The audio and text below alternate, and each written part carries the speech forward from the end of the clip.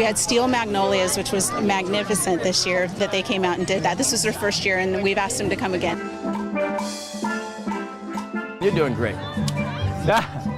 We had Free Pile Circus. Don't move. We have Dr. Delusion's Illusions. But the most important part is our agencies, our 5 agencies, to talk to families while they're here at the park. Now bring it over here. We have all sorts of agency activities, so children's activities at the agency booths. Gotta get your duck color. When they realize that it shakes, then the smile comes. Like, look at that smile.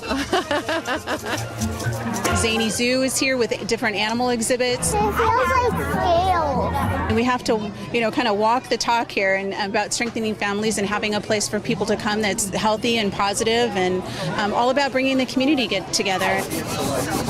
We do have 17 prize winners, but in this event, the kids win in this community because all of the money goes to some really great organizations every year. So thank you for buying tickets and thank you for coming down today.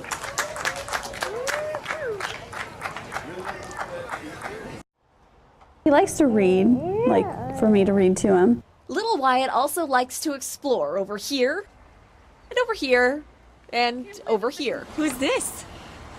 Who's that? He's very outgoing once you hang around him for a few minutes. Wyatt's mom Ashley had him when she was 19. Until then, she was a normal teenager. There's a little ledge there. Then all of a sudden, she was a teenager with a baby. It's been hard because I've been, at first I just went to school and had him, and then now I have, 2 jobs and I'm going to school and I have him. To help make things easier, Ashley started coming to Birth to Three's Young Parents class. It really impacts their whole life, and all of that comes back and impacts the way that they parent their child. In the program, moms and dads learn how to break the cycle of abuse so many of them have been stuck in their entire lives. It's not as much about punishing your kid, but it's about disciplining him, teaching him how to do it the right way. They come here and they learn how to be different with their children. Now, thanks to money from the duck race, Birth to Three will be able to help 90 more young families this year.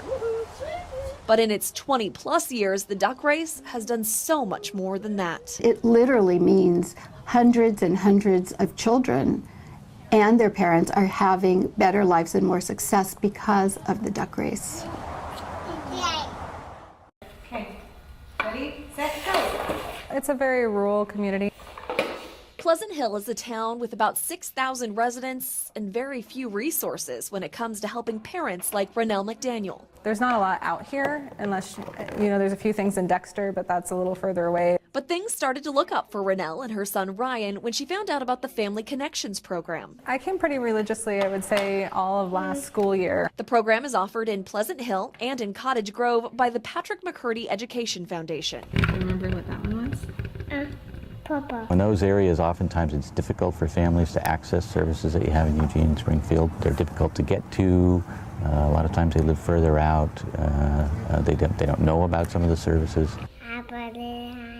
Thanks to the foundation and the Great Rotary Duck Race, those families can get help, even if it's something as simple as coming to story time, like Rennell and Ryan do. I think it's been great for the Ryan and my daughter Andy was in it last year to have some socialization. It's also been nice for me to get out of the house.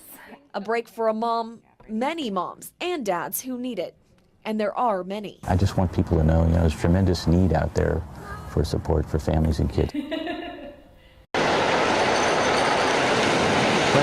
By the time we get to actually dumping the ducks, all the work is done. I mean, that's like, wow, we're finally finished with everything. Dumping 70,000 ducks into the Willamette River, pulling them all out, matching them with corresponding tickets, and notifying potential winners might seem like a lot of work. But that's actually the end of a lot of work for local Rotarians. This is really a year-long process. A lot of people think that it starts from July and ends in October, but it goes all year for the great majority of us.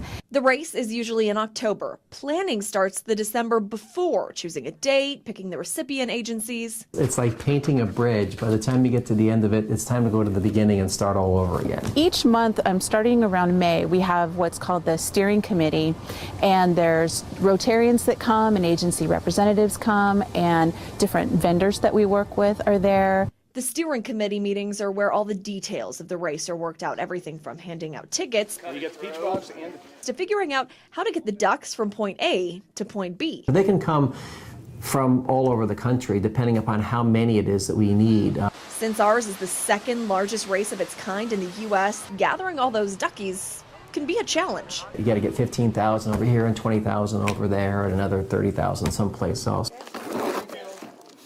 And the ducks are just one aspect of the race that has to be covered. Don't forget selling all the tickets, picking the recipient agencies, getting details approved by the Department of Justice, advertising for the race, and coordinating race day volunteers. I don't think a lot of people realize how many people are behind the scenes working on the duck race. I call it the big yellow machine. It's about 100, maybe even a little over 100 people that are really flying under the radar.